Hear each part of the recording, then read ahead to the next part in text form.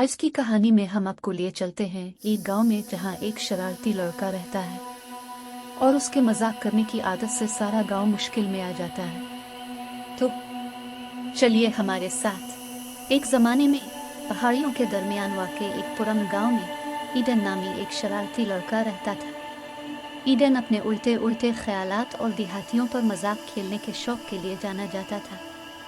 एक दिन उसने एक मंसूबा बनाया जो उसके ख्याल में शानदार था। ईडन गांव को देखने वाली एक पहाड़ी की चोटी पर चढ़ गया, जहां वो नीचे पूरी वादी को देख सकता था।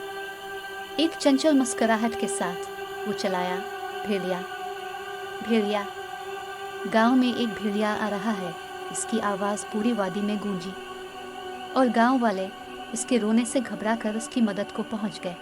देहाती फोरेक्स और कुल्हाड़ी लेकर पहाड़ी पर पहुंचे। करीब आने वाले भेड़िए से अपने गांव का दिफा करने के लिए तैयार थे, लेकिन इनकी हैरत की बात यह थी कि वहां कोई भेड़िया नहीं मिला। ईडन हंसी के साथ लपका, इस मजाक से लुत्फ अंदोज हुआ जो उसने उन पर खींचा था।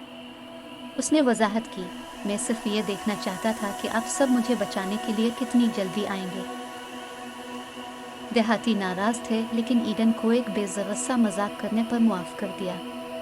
वो अपने रोज़मर्रा के मामूलात पर लौट आए और ईडन की हंसी एक बार फिर गांव में गूंजी। दिन गुजरते गए और ईडन की शरारतें जारी रहीं। उसने बार बार भेड़िए को पुकारा और हर बार गांव वाले इसकी मदद के लिए दौड़े, सिर्फ ये मालूम करने के लिए कि वहाँ कोई भेड़िया नहीं है।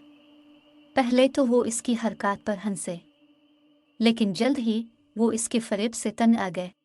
एक धूप वाली दोपहर, जैसे ही ईडन पहाड़ी पर बैठा, इसने देखा कि एक साया गांव की तरफ बढ़ रहा है।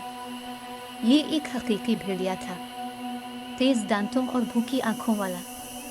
खौफ ने इसके दिल को अपनी लपेट में ले लिया और उसने पुकारा, भेड़िया भेड़िया।